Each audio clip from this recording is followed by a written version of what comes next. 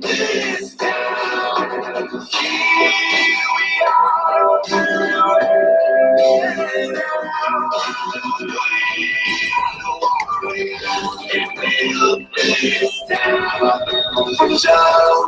Will come.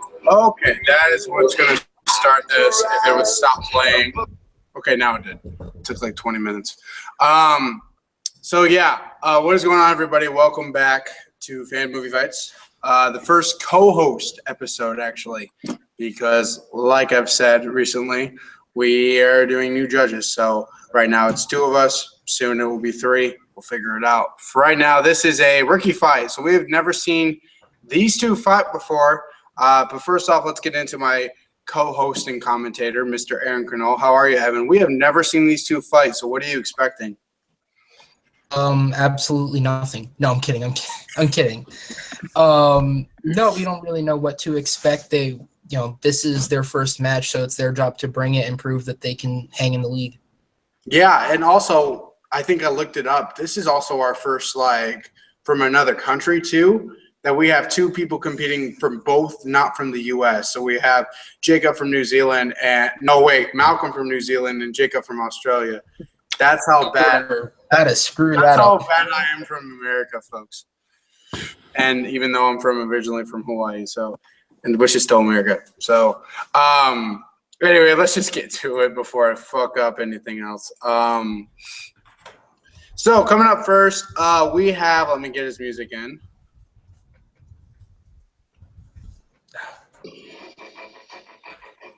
All right, so we have from New Zealand, Malcom doing some Time War, which is pretty interesting because I actually don't like the movie, but the music is pretty damn good.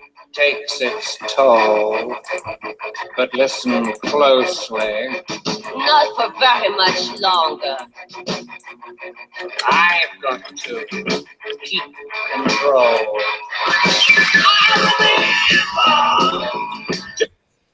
I mean, that's kind of interesting, isn't it, Aaron? A little interesting. Yeah. We haven't really heard the Time Warp on here. Malcom, how are you feeling today, man? I'm feeling really nervous, but I mean, I love movies and just love to do things. I mean, he's also from New Zealand, and one of the most greatest directors is from New Zealand, so we can already tell he has that Peter Jackson voice. So, I mean, I think he belongs here. Would you agree, Aaron? I mean, he's got that Peter. Yeah, sorry, I'm a little out of it right now. I'm tired as hell, but yeah, no. Yeah. Okay, and coming up, he is one of the guys from Take 3 Productions, if I can get the music going. He is actually one of the few people that actually support my love for The Rock, rarely. But he is also works with Evan daily, so he pretty much yells at Evan all the time. But he is here joining us finally. We have been waiting for this. Jacob London is here, guys. Wow. He's coming out to Gladiator, which is one of the greatest movies ever made. So, I mean, it's good to have you on, Jacob, man. It's finally. I mean, we've gotten 2 guys from Take 3. How does it feel, man, kind of completing one of the circles of the 3 guys? I'm good. I'm excited. I'm interested to see how I go in this. Should be good. All right, fellas. Well, here's what we're going to do because we have 4 questions and plus the speed round. What we're going to do is I'm going to give the first question. Aaron's going to give the second question and vice versa. So it'll be the third question will be me and the fourth question will be Aaron. We are judging based on not what is the best conversations, on who gave it better. So without further ado, are you guys ready to fight? Actually, I have a question. Did I ever get the questions? I think that Henry sent them to us on the group message. So do you want me to send them to you? Yeah, because I was going to say I got added to that late. I'd have to scroll all the way back up. Okay. This is probably something I should have asked before. I got them right here. I will send them to you. This is what happens when I go to bed at 2 a.m. and wake up at 6. Well, I went to 12 and I woke up at 12, so. So, okay. Right before I give the questions to Aaron, fellas, I'm going to go ahead and get us started with the first round. Are you fellas ready to fight? Yep. Yep. Then let's fight. First question, in celebration of the new film, It Comes at Night, which I am actually very excited. Has a 100% in Rotten Tomatoes, by the way. What is the best solo horror film of all time? So this can be any solo horror movie, things like that. So I'm gonna go ahead. I'm good. Okay, you're good. Okay, so Yeah. Jacob, because you are the favorite, just based on people who have said, I'm gonna let you go first in this round. So that means Malcolm, you will go second in the next round. All right. So you go first in the next round, but you're gonna go second here. So go ahead, Jacob. Okay, so Cabin in the Woods is the best standalone horror movie because it's one of the only horror movies that doesn't already have a shameless sequel. And they're never going to do a terrible, shameless, not doing it sequel. Most other films have either got a sequel in the works, or they're thinking about it, or they're going, nah, let's ruin this concept more. What makes Cabin in the Woods so great is that it's not only just it deconstructs the genre of horror films. So while Scream did it 20 years ago earlier with they ruined the concept by stretching it out and doing more pointless horror films. And this was the one that, okay, no, these are horror movies today, while at the same time being fun and awesome. And that's just what I love about it. Okay. Go ahead, Malcolm. Well, Split is the greatest standalone solo horror movie, because it was only made for $9 million, but yeah, it made almost 300 million at the box office. And it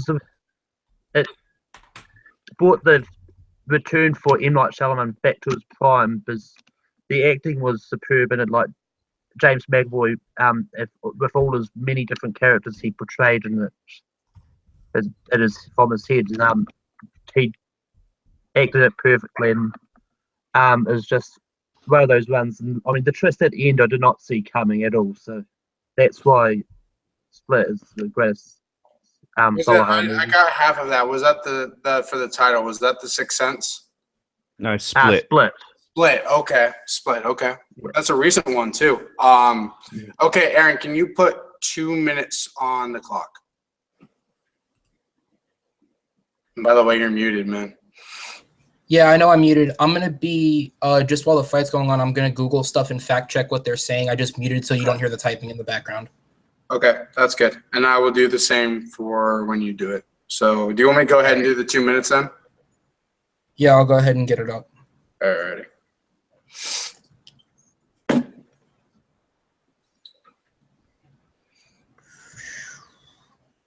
Why did that just happen? If you As slow as I am. My if phone's you- moving. yeah, I can do that in the second round too for you.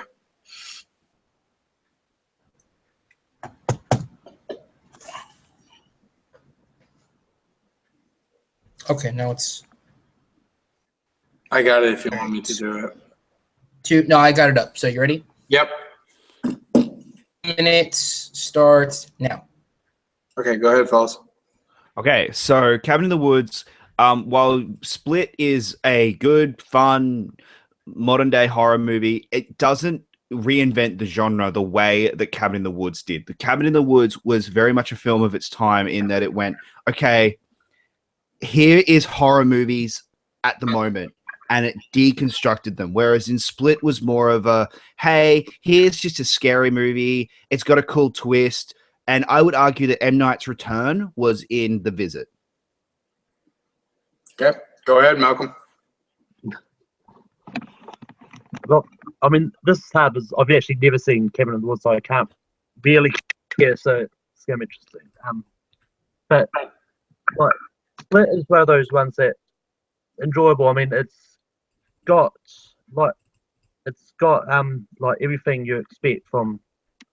I mean, like, well, yes, it doesn't reinvent things as you say. I mean, but it was just really enjoyable, and yeah, I don't really know what else to say. Keep going, man. You're doing good. Yeah, just speak on likes. What I would suggest is speak on why your opinion is better than Jacob's. So say why Split is better than Cabin in the Woods. Yeah, so yeah, I think Split is better than Cabin in the Woods because, like it's made. Yeah, I really. I mean, I've never seen him. It looks like it's really hard for me to do this one anyway. Okay. Yeah. Aaron, should we get into? Yeah. All right. All right. All right. So let's get into final rebuttalments. So I know it's tough, Malcolm. It's tough at first. Yeah, it's tough to debate against, but you learn from it and you experience. So what I'm going to say is final rebuttalments is this is the reason. So what's going to happen is because kind of in the whole, Jacob's going to say why Cabin in the Woods is better than Split and why it's the best horror film period. And what we're looking for exactly is because here's what rebuttalments they always help out too. So basically what you're telling me is you're telling me why is Split better than Cabin in the Woods and why is it the best horror film in your opinion. So that's what we basically look for based on debating. So Jacob, go ahead and give your final rebuttalments. And there is no time here. So as free as you need to do. Kind of already said it. Cabin in the Woods is the better horror movie because it deconstructs the genre. It is scary. It's scary. It's got a terrific cast in Chris Hemsworth, Crystalline Kennedy, Richard Jenkins, Bradley Whitford, Sigourney Weaver turns up as well. And it's very finite in its storytelling. It's, it has an end to the story, and there is no possible way that there will ever be a sequel. And I love that about it. It is a, hey, 2 hours fun in a movie theater. That's all you need. Okay. Go ahead, Malcolm. Yeah, I think Split is the better horror movie because, yes, Chris Hemsworth and Anna Hutchins are all great, but in my opinion, James McAvoy and Anya Taylor-Joy are better, and their interactions work, and the plot, in my opinion, is better. So I mean, because it has more scares and stuff. So yeah, that's okay. Let's clean up a little bit. Aaron, what do you got for fact checking? Well, there wasn't really a lot to fact check. It was more just talking about the films. But on the terms of the idea of these films being a standalone, to start with, Split, it is well known now that there is technically going to be a sequel to Split called Glass. It's a mixed sequel of Split and Unbreakable, and it's connecting the two films. In terms of Jacob's film, Cabin in the Woods, with Den of Geek that took place in October of 2015. In the interview, director Drew Goddard said that after the box office results of the film, the studio did want to make a sequel, and they got as far as Whedon and Goddard writing a treatment for a sequel and coming up with the idea for a sequel. And then they said they just never acted on it because, and this is a direct quote from the interview, "We don't want to fuck it up." So as of now, it's pretty adamant that that movie is not getting a sequel, so it is a standalone, whereas Malcolm's alone, but there is a confirmed sequel in production. But for now, whatever way you want to look at that weird universe thing, it is technically a standalone. See, that makes me a little sad because I really want Unbreakable too, but do whichever you need to. I mean, we literally just got M. Night Shyamalan. I guess we don't want him fucking it up again. So based on the arguments, I got to give this point to Jacob, and that reason why is because I understand what you said. You said a lot more best, but I didn't hear – I heard some certain points, such as Chris Hemsworth and things like that. But looking at the question, what was the best solo horror film, Split's great, and it really is a great movie. It's still one of the best movies I've seen right now this year. But I think based on this question, and I understand you're new at this, and that's perfectly fine. We all have this point, but you'll get more when we get into more of these rounds. So I think based on the arguments and the points that he made, I think we have to get the point to Jacob. Aaron, would you agree on that? Yeah, I would say so. I think that Malcolm was at a disadvantage going in, though, because he did say off the bat he'd never seen Cabin in the Woods. Yeah. To be fair, I've never seen it. When you're in a two-man fight and you literally don't know what your opponent has brought to the table, that does put a big hindrance on it. Yeah, it does. But let's go ahead and get into round 2. I'm going to let Aaron do this, and I am going to mute it and go for fact check. So, Aaron, go ahead for round 2. All right, so the second question you guys have today, because Captain Underpants releases this weekend, or released, and apparently a good film. I haven't seen it yet, but I probably will just because apparently it's good. What is the best lead voice acting performance in an animated film? And Malcolm, you're going to go first on this one. Yeah, well, I've picked Seth Rogen as Frank from Sausage Party because Okay. I think it's the best. Because it's the best animated performance that I've seen in ages, and I mean he brings all his usual characters to Frank, and I mean, like, it's not easy to get a sausage to know what a sausage is thinking and how he's talking and stuff. So I mean, he brings all that, and it's one of those ones that is also really relevant for today because it tackles what's happening in the world these days, like, and it brings up all the relevant things of like religion and how other people view other people's religion. All right, and Jacob, what is your option? I've gone with Paige O'Hara from as Belle from Beauty and the Beast. To me, when you say best standalone performance, funny enough, it's always the side characters that always seem to get remembered. Like Aladdin, Robin Williams is Aladdin. He's a side character, and they're the ones that always, because they get the most fun bits to do. And what I think Paige O'Hara brings to Beauty and the Beast is she was able to bring a gravity and just relatability, but also a strong independence that young girls could appreciate and look up to someone like Belle. And that's where I think Paige O'Hara, and it's because of the strength of Paige O'Hara's voice that she is so good. She was 36 at the time when this movie came out, and she is just so fantastic in that film that her voice is able to give this just energy and strong will behind Belle that even when the new movie just came out with Emma Watson, she didn't have it, and that's why Belle in the new Beauty and the Beast wasn't as strong and independent, because that voice just made it work, and she was able to actually sing her songs and make them sound like natural, and it just worked. All right, so this is truly a battle of Beauty and the Meat. 2 minutes on the clock.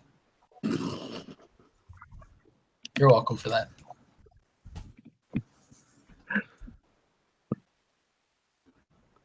No arguments? Oh, sorry. I thought Malcolm was going to go first. No, 5-4. Come on. All right. So, So with Take his meter down. with Seth Rogen from Sausage Party, Seth Rogen is really good, and Sausage Party is a mildly entertaining film. But to me, it was Seth Rogen doing his normal stuff. It didn't change anything. And whereas in Beauty and the Beast, Paige O'Hara was able to inspire a generation of children, of young girls, into going, no, you can be more independent. You can be more strong-willed. And hey, look at this weekend. We have our first Wonder Woman movie. People are going to, it's the same thing. People are going to be looking at Gal Gadot in the same way. So and that's why I think Paige O'Hara deserves it.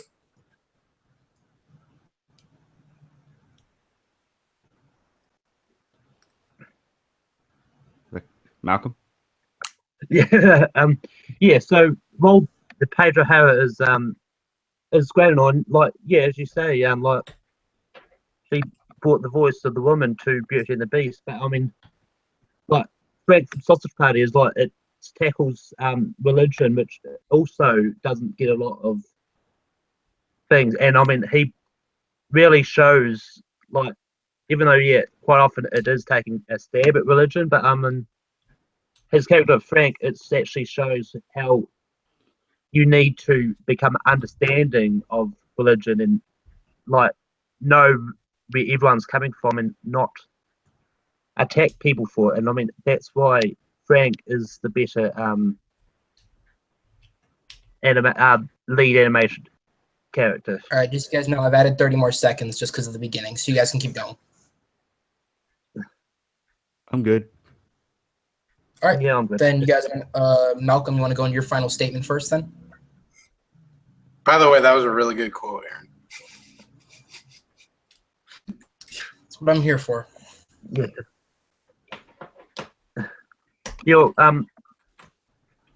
mean, as I've pretty much said, like, Frank is the best lead animated character because of he tackles religion, and Seth Rogen shows in his voice that that the reason you need to be sensitive to other religions and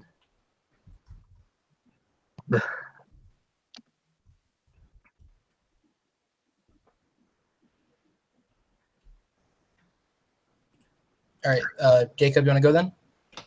Look, Paige O'Hara, she was able to, with just naturalistically, bring a gravitas and just like if you compare the two roles from the two Beauty and the Beast films, Paige O'Hara, she sounds natural, and it doesn't sound like someone who is auto-tuned as hell like Emma Watson does in the new film.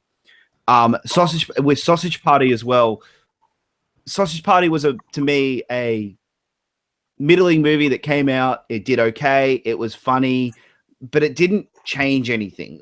There was nothing about that movie that 25 years from now, I don't think will be discussed in the same reverence that people look at Beauty and the Beast. Beauty and the Beast was nominated for Best Picture. It is, to me, the only animated film to truly deserve its Best Picture nomination. Up and Toy Story 3 only got it because they expanded the category. That's me. All right. So before I make the ruling, Chris, any fact checks there? Yes, we cleaned up a little bit. Paige O'Hara, actually, Disney recalled her casting because they said she had a unique tone, kind of resemblance of Judy Garland in very much ways. And you could obviously tell that from the cartoon. But this one I found really interesting. We obviously know Seth Rogen's been trying to get this movie for almost 10 years done for Sausage Party. But the thing that really interested me was when the movie sent to MPAA, it received at first an NC-17 rating. Not for what you think it was for the orgy scene, but it was actually because Lavish had a couple pubic hairs that they thought kind of resembled something different. So they removed that from the movie to get it rated R, which I think is kind of funny. So that cleaning up on that. All right. With this one, again, I'm going to have to go with Jacob for the point because I think Malcolm, your argument was more like your argument seemed like it was more about the script and the way that they wrote the script for the film rather than the character itself. Whereas Jake, even though I think especially towards the end, your argument started focusing more on the movies themselves than the characters. In the beginning, at least, Jacob did talk about the character. He did talk about the significance of the character, the performance of the character, and whether it's fair or unfair, because Beauty and the Beast does have a remake now, you are able to compare it to the remake, and you are able to call out that one performance is clearly better than the other. And Jacob does get the point, but it was a better argument, Malcolm. I think it's just it was more focused on what the script did for the film and Rogen's role in the script rather than Rogen's role as the character. Okay. Alrighty, so going into round 3, guys. This week we have 2 horror films. I'm counting The Mummy as a horror movie because that's what they said. It is a horror movie, so I'm counting it as a horror film. We have 2 horror films coming out. It Comes at Night, which opens nationwide, and The Mummy, which also opens nationwide. So asking the question, who is probably the greatest book horror writer of all time, what is the best film adaptation of Stephen King? So any movie comes to play with Stephen King's adaptation. And for this round, what I'm going to ask, and so we don't get mixed up is each of you guys are going to give me your answers before you give your arguments. So go ahead, gentlemen, give me your titles before we begin. I picked Shawshank Redemption. Okay. And I picked Carrie, the 2013 version. okay. All right. Go ahead, Jacob. Okay, so The Shawshank Redemption is hands down the greatest film ever made. Like it go on IMDb. It is the number one ranked film of all time on IMDb. It is one of the most beloved films of all time. Now, while it didn't do well at the box office when it first came out, it has generated such a cult following that nearly everyone knows about it now. And what makes the film so special is that it's one of those ones where you can't explain why it's so special to someone. I can sit here and I can say to you, it's because of the performances, because of the writing, the directing, and that doesn't illustrate to people who haven't seen it why this film is so incredible and so special to millions of people. Because it is one of those ones where you just sit down, you watch it, and you walk away with such a lift and such a life inside of you that you can't explain it. And what makes it work as a Stephen King adaptation is because Stephen King doesn't do that. Stephen King does horror. And what makes this so different is he decided, no, I'm going to tell a different type of story. And he did, and it worked, and that is what makes this. And Frank Darabont took this little nugget of Rita Hayworth and the Shawshank Redemption novella and turned it into the masterpiece that is the Shawshank Redemption. Yeah, based on that, can I just say that that's Matt Beers, like me and my best friend, that's his favorite movie, Tide of the Empire. And I have tried so many times to try with that question you said, I've tried so many times to explain why it is. I can't. And that's saying a lot from a movie that nobody saw coming. So go ahead, Malcolm. Yeah, so Carrie, the 2013 version of Carrie is the greatest Stephen King adaptation ever made. Because even though the original was really good, this one took what the original did and made it 10 times better. Because I mean, like Chloe Grace Moretz was incredible as Carrie, and and I mean in this day and age with all the new to bring horror, it used all that new technology and just brought out everything. Like the prom scene was more creepier than the original by far, and yeah. Okay. Aaron, I'm going to go ahead and I'll do the time this time for you. Go ahead and put 2 minutes on the clock. Fight it out, fellas. So the reason why Shawshank Redemption is better than Carrie, because with Carrie, I had seen it before. I saw it in the original version. Whereas in Shawshank Redemption, I remember my mate watching it for the first time and he loved it and he went, what are other movies like that I can watch? And I drew a blank. There is nothing else like Shawshank Redemption that you can say, okay, if you like Shawshank, you'll love this. Go watch this. Go watch this. You can't do it because it is such a film that you cannot explain to someone just how good it is. With Carrie, it's if you enjoy it, it's a fun movie, but you can look at it and go, hey, I had the 76 version. I've got other horror movies that I've seen before. I've seen other horror movies and it doesn't add anything like new or different. Whereas in Shawshank Redemption is such a new and original film that it's to me, it's hands down the greatest Stephen King adaptation. Go ahead, Malcolm. While Shawshank Redemption is great and all, and I'm not saying that Morgan Freeman isn't great at all. Like the Carrie is better because I feel like it's one of the greatest horror movie adaptations of Stephen King that he's done, in my opinion. But all the side acting characters were just as powerful and great as well. Okay, you guys still have some stuff. Let me see how much time you guys still have on the clock. Well, okay. Timers actually just went off. All right, final rebuttals. Go ahead, Jacob. Look, I'm just saying the same thing over and over again. It's the greatest film ever made. Like it's no argument, no question. Shawshank Redemption is the greatest film ever made. You can't explain to someone why it is, but more like there are plenty of people who will have that film in their top 5. I've never heard a single person who has Carrie in their top 5.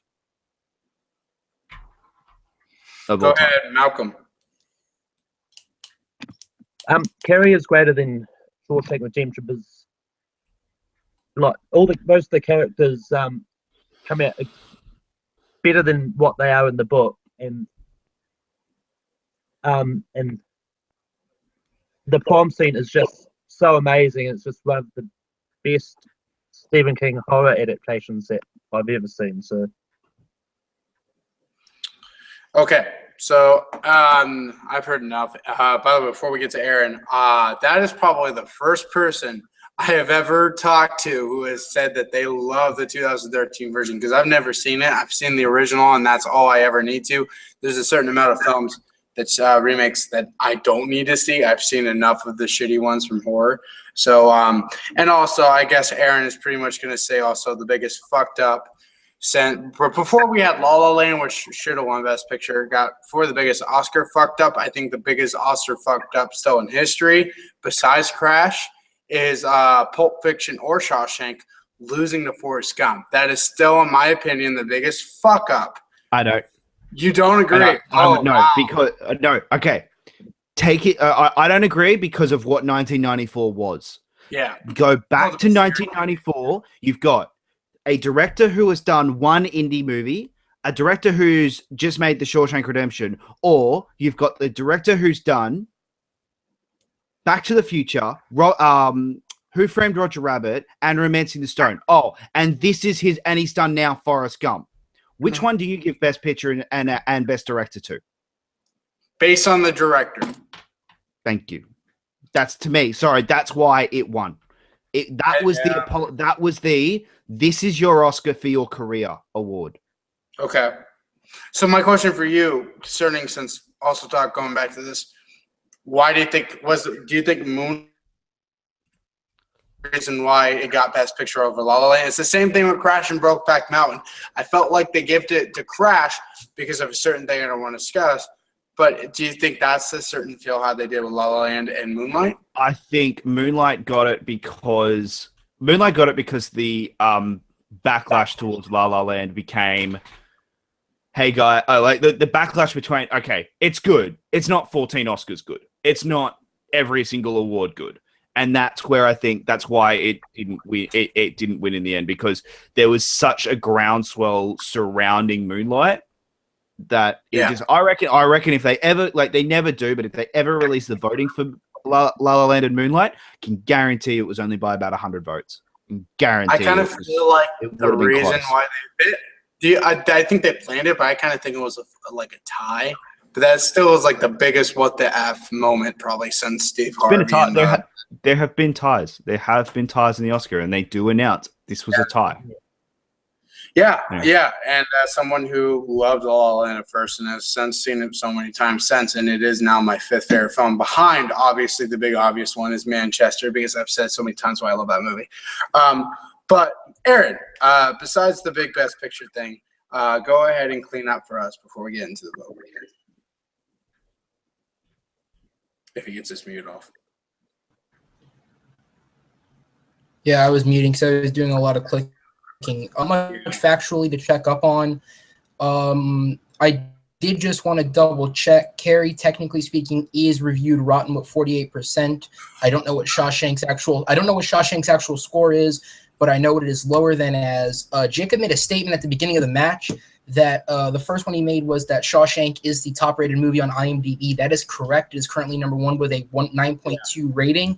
It shares that rating with The Godfather, which does sit under it at number 2. However, he also made a statement that it is one of the best films ever made, so I decided to double-check that fact by checking multiple different websites and seeing where it fell. Now, obviously, you can question the validity of these websites, but this is what I found. On Rotten Tomatoes, in its top 100 films, Shawshank Redemption. Yes. Shawshank Redemption is not on the top. Because it only has 60 reviews. It's 91% and well, I only think has that's what, and has 66 reviews. Okay, right. Well, the 60 reviews, I believe, does qualify it because there are films less on here that qualify on that list. However, interestingly, just because I saw it, Wonder Woman is on that list. Are you come on now. I will say this. Look, Wonder Woman's fantastic. It's fantastic to me. Next to, but when Logan, which I still think is the best movie of the year, and so the only movie I give it a 5 out of 5, is lower than Wonder Woman. I don't know. I love Wonder Woman. Wonder Woman is fantastic. I know one of us was like, it was good, but not amazing, which was Jacob. Attack him, don't attack me. But I mean, like 94 to 92, I mean, that's pretty bold. But why the hell is Shawshank not in the top 100? See, that kind of pees me off. Okay, so it's not in the top 100. I'm currently scrolling through to try and find it, but I'm currently on AFI's top 100, and unless it's in here at the bottom, AFI's top 100. But interestingly enough, both Pulp Fiction and Forrest Gump are. I definitely missed it, but I did scroll through the whole list, and it's not there. Time Out did a poll or reported a poll where they took multiple different actors and asked them to rank their top. This loading issue, but it's not in the top 10. However, top 100 films of number 4, and the website Ranker, which is literally just a website where you vote to rank films, has it ranked at number 2 behind The Godfather. So depending on what website you look at, there are some that would put it in the top 5. Other websites, I look at the top 100 and the film's not even there. And of course, the big obvious one is there is a lot of controversy around the fact that the film did lose Best Picture in 1994 to Forrest Gump. Yeah, I think for a lot of people, I think they kind of was like, oh, hey, it's 3 movies that are Best Picture wise that are aiming for a Best Picture. And I don't think recently we haven't had a film I don't think recently we've had 3 movies that are like, okay, these are the 3 movies that are kind of going to be like, oh, these are 3 that are very close to winning Best Picture. Jacob, am I wrong about that? Because I don't know. Not that I know. Manchester, Moonlight, and La La Land. They were the 3. Okay. Like, yeah, this previous year. Yeah. And it like that's what I've hoped. I wish to this day that he was given the Best Actor envelope and not the Best Actress. Because can you imagine how bad that would have been? Everyone would have thought it was staged. Everyone, because of Jimmy Kimmel and Matt Damon. But anyway. By the way, just linking, please go watch a particular video that $7 production, which is what The Rock. Yeah, just saying this, what The Rock put out, because he put a little voice things of what was going on in people's fucking minds. It's fucking hilarious. Like, it's good.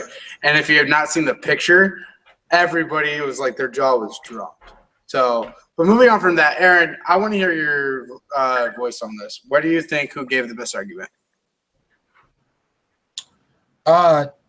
Honestly, I was so busy just trying to scroll through loading issue. I wasn't listening. Okay. I had a really hard time with some of those websites. I don't blame you. But based on the voice, based on the argument, I got to go Jacob again, Malcolm. I think it's kind of hard because, look, I understand you really enjoyed Carrie. There's a lot of people who fucking hate that movie. I haven't seen it, so I can't argue with that. Aaron, I don't know if you've seen it. I can't argue with that. But I will say I have seen both versions of Carrie, and I think they are both just decent movies. I don't think anything great of the original. I don't think anything awful of the remake. I think they're both average films. Okay. Well, yeah, based on the argument, I think you did give it, like, I think the most I've heard besides the Chloe Grace Moretz, I didn't hear a lot more with Shawshank, but I heard some stuff.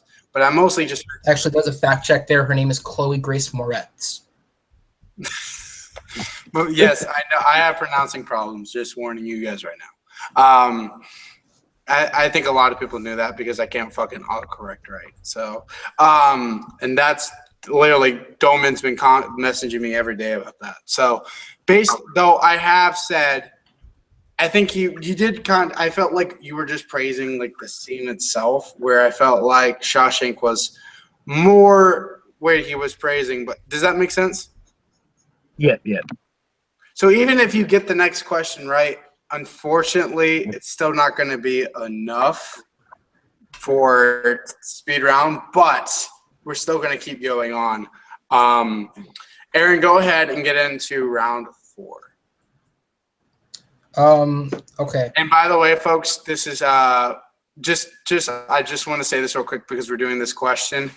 June 24th, me and Aaron will be going out at who is the greatest actor working today, and they all based on this. So this is like it's all between these questions between myself for The Rock and Aaron for Tom Cruise, which is probably to a lot of people we all knew was coming. So just mentioning that because Look, reword that statement. Greatest action star or greatest actor working? Those are two different things. Greatest action star working today. Okay, because The Rock and Tom Cruise might not even be in the top 10. No, If we're they might talking not about even be in the top 5. So, by the way, go ahead and get into your 4th round question. I just thought I'd mention that because of the question. All right, so the 4th question that we have today is because The Mummy is coming out this weekend, what is the best Tom Cruise performance? And so, Malcolm, you would be going first on this one. Yep. So the best Tom Cruise performance is Ray Ferrier from War of the Worlds, because the way he treats his family. Let's let Jacob get his answer out first, and then we'll start. Sorry. Mine is Jacob, go ahead. What's mine your is answer?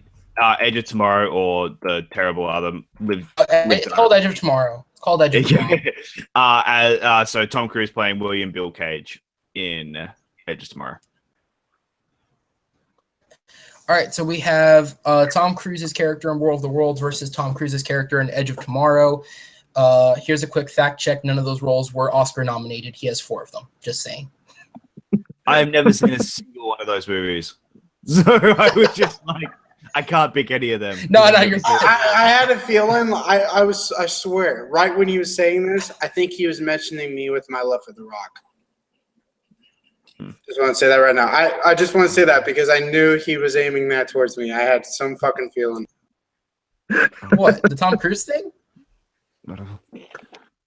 No, I just find it funny. Yes. And for those of you guys watching this can't see this, the question on the page in front of me says best Tom Cruise performance regardless of movie.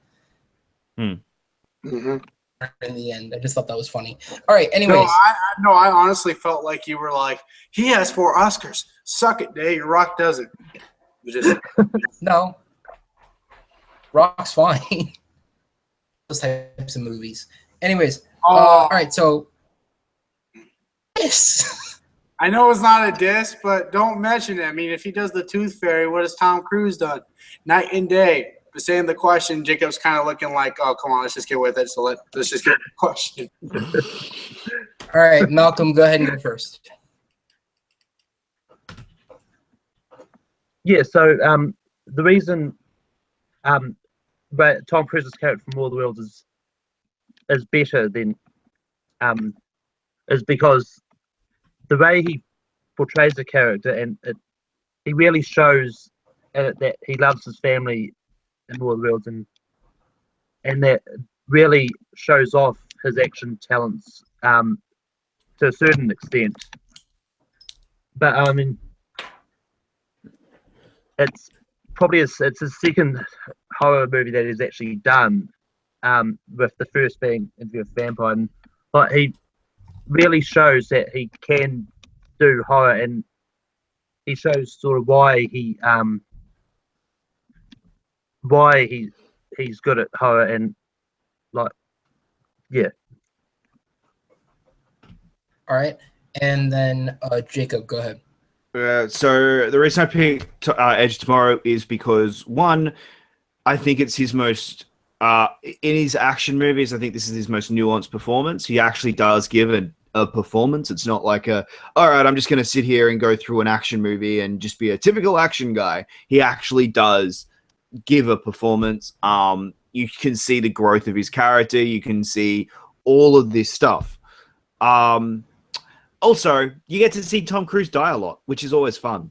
So that's kind of why I think this is his best performance. That is true. All right. Malcolm, Jacob, let's go ahead and start.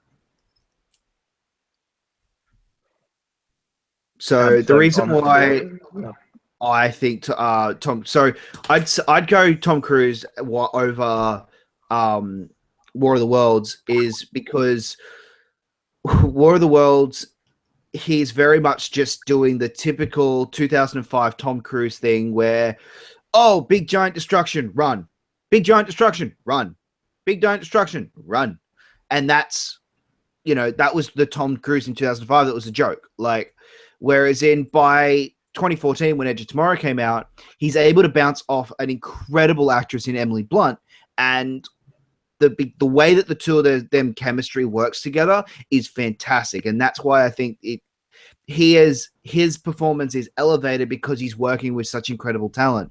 Whereas in War of the Worlds, he's by himself, and like he has Dakota Fanning, but he's not able to have chemistry and really boost off and just boost his own performance off Dakota Fanning. Whereas with Emily Blunt, he's able to. All right, Malcolm, go ahead. Yeah, so I picked War of the Worlds over Edge of the Tomorrow because it's because it does show that he's not just an action star, and it's one of those things that when everyone hears of Tom Cruise, is like, oh yeah, he's just another action star and he won't do well in non-action movies. And I mean, the reason I love War of the Worlds, his role in War of the Worlds sort of over Edge of Tomorrow, is because it shows that it shows another side of him and that he can relate to his family. Because I mean, his relationship with Dakota Fanning, it was the best sort of relationship that I've seen. I mean, yeah, I admit War of the Worlds isn't as good as it could have been, but Tom Cruise's role in it was by far, it helped elevate that movie to the point where I could watch it over again. All right, and just so you know, time is up. So, Malcolm, if you want to start, or Jacob, either one, go ahead. Final thoughts. I think Tom Cruise in War of the Worlds doesn't get that scene or moment to show you everything that show you the reason he is a 4-time Oscar-nominated actor. Because when he does, he doesn't have that support from another an actress to give him that support to help him. In Edge of Tomorrow, he is working with one of the best working actresses today, and so he has that support, and he is able to show us why he is a 4-time Oscar-nominated actor. All right, and Malcolm, final thought. Yeah, well, I mean, I've pretty much said that mostly, and War of the Worlds sort of shows that the other side, that he doesn't have to do action to be good, because all his Oscar nominated roles, I think about not all of them have been for action, so it shows the other side of Tom Cruise that he very rarely shows in his movies.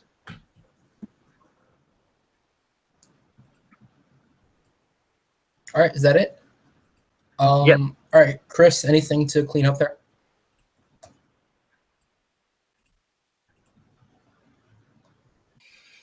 Okay. So yes, Tom Cruise has had 4 Oscar nominations. It's only 3. It's not 4. It's only 3. Oh. Yeah, I was gonna say I was about to fact check that it's 3. Anyway, he has been nominated for Born on the 4th of July, Magnolia, and I'm forgetting the other one. Jerry Maguire. Yeah, Jerry Maguire, which is still one. I honestly would say is still my favorite performance of his. But yes, and also we all know there's going to be an Edge of Tomorrow 2 coming, which is his next film, and it's going to be a sequel. So very interested to see how that is. Now, I would like honestly just to do an Emily Blunt movie, solo film, which I think would have been better. But also, Emily Blunt has never had an Oscar nomination, which is a shame. No, recently. So, but yeah, based on the arguments, let Aaron take care of that.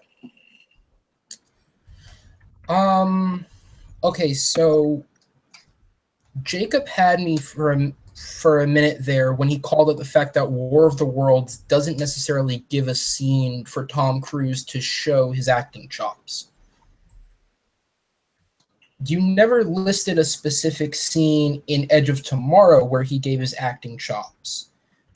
I wasn't. But then Malcolm had the chance to retort either and give a scene where Tom Cruise, because Malcolm could have gone, no, there is a scene where his acting chops show, and it's this. Do that either. So taking that out of the argument, it really came down to the initial statements, and I think Jacob did give more on why his performance in Edge of Tomorrow stands out, because he talked about the nuance of it, and he talked about how there is a clear character progression, and whereas Malcolm, where I think you did a good job of trying to sell the family aspect of it, the character himself and where he starts and where he ends, you didn't necessarily say if the progression was there or not. And the fact that Jacob did talk about that and did explain a little bit where the character begins and ends is why I'm going to have to give it to Jacob. Which means, ladies and gentlemen, that Jacob is our winner tonight with the TKO, which is actually, in all honesty, this is actually the first match, I believe, to be 4-0. I don't think we've ever had a no-scoring knockout. But first up, I want to say congratulations to both of you guys. It was a really good fight. Speaking of myself, stop the music. But speaking of myself, that was a very good fight. And Malcolm, you did have really good points. Fortunately, I'm sorry that it didn't work out as well as it did. But saying this, Jacob, how are you feeling going into this match? Yeah, it was fun. I enjoyed it. I just came in and tried my best. Yeah, I guess I wasn't expecting that. I really wasn't You expecting. also are the only one to knock out anybody, too. Yeah, And that is surprising considering the fact that our champion has literally, taken out pretty much almost everybody. So, my question for you is, what is next for you? Are you wanting to be in the Fatal 4-Way for the tournament? Because based on points, you do have it better than most of the rookies do, considering one of the rookies is over here on your left, too, who gave an outstanding performance. Would you want to do that? Do you want to face Evan, which is kind of like a pity match? But, I mean, we could do the special for Take 3. So. I'll do the Fatal 4-Way. Okay. Aaron, do you think that should be fair since he is the only person in the right now to go for it? Sure. Yeah. So, ladies and gentlemen, I will announce this right now. Jacob is going to be one of the 2 rookies, one of the 4 rookies who will be competing in the Fatal 4-Way. Malcolm, unfortunately for you, this is a little suffering loss. How are you feeling, man? I'm good. I mean, it was hard because, most of the movies that Jacob brought up, I've never seen, but I will put it there. Jacob has convinced me to get my ass in gear and watch Shawshank Redemption. Yeah. Good. I will say this, though. That was a really good match. That was very good points you were given. That was really good for some of the movies you haven't seen. But you did do a good job, and we appreciate having you on. Is there anybody else you want to face anytime soon? Sue Brath, maybe? I mean, I'd actually be interested to face Evan, to be honest. You know what? If you want to challenge him right now, I am all for it. I'm challenging him right now. All right, Evan. Well, I know he is watching, and I know He is probably jumping up like a little boy in his seat. Jacob, would you please just let him know ahead of time too? Because I know you're going to have him very, very soon. And also, can I note, I love how the fact that I am better on Schmodown at this than I am on here, and actually Evan is better on here than he is in the actual Schmodown. That is saying a lot. Yeah. All right, but fellas, thank you so much for joining today. First off, our winner, Mr. Jacob Blunden. Where can the good people find you? Find me at Take 3 Productions and also on Twitter and Facebook at Jacob Blunden. And also, just want to say real quick, he will be in the Fatal 4-Way, so we are very excited to have him do this at the end of the month. Mr. Malcom, where can people find you? You can find me on Twitter at Malcom and on Facebook at Malcolm Goldie-Lay. Okay. And my co-host permanently right now and also helping me out as much as we can, Mr. Aaron Cornell. You have a show coming up on the very own Chris on Movies Podcast Network. It's called, I feel like, do we have a name yet? Yep. Okay. And he also, by the way, I just want to point this out. I'm going to try to get it tonight recording, but I don't know if we can. We're going to try. But the very first episode of Breaking Down Action, which is my own action show, which if you guys ever want to be on, you guys are welcome. I know, Jacob, I've kind of wanted to get you on because I know a specific movie you love. That is action, Die Hard, that I wanted to. But anytime you were on, Malcolm, you're welcome anytime. But we're going to do a one on Edge of Tomorrow because me and Aaron are for the very first episode, which I don't know. If we could try to get it recorded after this, we'll talk about that. But that's going to be it for us, guys. Also, find us on the Facebook page. We have a Facebook page for Movie Fights. Find us on there. But Aaron, where can people find you? You can find me on Instagram at Aaron T. Knoll. Obviously, you can find me on this channel, and I will also plug Jacob's channel because there is a Schmodown tournament coming up, and I am in that tournament in a very nice position, and I look forward to playing whoever I face. I would have been in the wild card, but I had a family trauma, so I can't do it. Oh, by the way, I will be back, though. I'm just going to say that right now. People have been asking me, are you coming back? Are you coming back? Are you coming back? I'm coming back. So. And I can't tell you guys what I'm doing for the tournament. Oh, it's going to be kind of hard because we still don't even know when the championship match between him and Jono is. And by the way, I love Jono, but Jacob, kick his ass, please. It's getting uploaded this week. You don't know how it was like being his friend, and he's fought on here, and I have to deal with this shit that he's the champ and I'm not. So, and I've had 2 losing streaks back to back. So, yes. And also, Case. Actually, by the time this will... Actually, I have a feeling if this is going on Friday, isn't it? Yeah. Yeah. Okay. When is the match coming out, do you know? Thursday. Okay. So we will find out who will be the champ. And in case he's too much of a chicken to face me personally, so Here, everybody unplug your headphones. Jacob, brag for a minute. No. Nope. Nope. Not spoiling a thing. No! Not All right, spoiling anything. Oh, man. You will find out if I'm in the tournament. I'm just not hinting anything, but is this better than the me versus Case match? Point-wise. Oh, yeah. Point-wise? Oh, yeah. That's a spoiler. All right. Oh, Yeah. That is not a No. spoiler. Okay. So people should be more excited for that than the Case Day match, which, by the way, I'm just going to say, I'm the 3rd highest points ever. Suck it, bitches. That's it. But that's pretty much going to wrap it. Well, kind of. I mean, that is my highest points, but I also would have been tied. I don't know. Is it 2nd or 3rd, Jacob? Because I know you. I can't answer that. Sorry, I cannot answer that. I can probably ask Owen for the 5. But that's it, guys. Thank you so much for watching. Go see Wonder Woman. It is fantastic. Go message Jacob and tell him why he did not love Wonder Woman. That is going to do it for us, guys. I know Jacob has to go do a live watch along, so we will do that. Thank you guys so much for watching. Go check out Take 3 Productions. Jacob is over there. Also check out all of us because we are all on there. Yes, I'm not doing as well as I hoped for, and I think after I come back after this little brief leave, I think I will be really better. And I'm just saying this right now. I'm going to have a title by next year. So I can say that personally. I think training has actually gone really well. So I will say that. But that's going to wrap it up for us, guys. Thank you so much for watching. Go check out The Mummy. Go check out It Comes at Night. Let us know what you guys thought of this match. Was it really well done? And also next week, the big match, the #1 contenders match between Matt Beer and Aaron Turner, and also a double feature also because we're going to have myself and Lucas. Lucas, your ass is going down, boy. Go look out for that, guys. Thank you guys so much for watching. Fight on.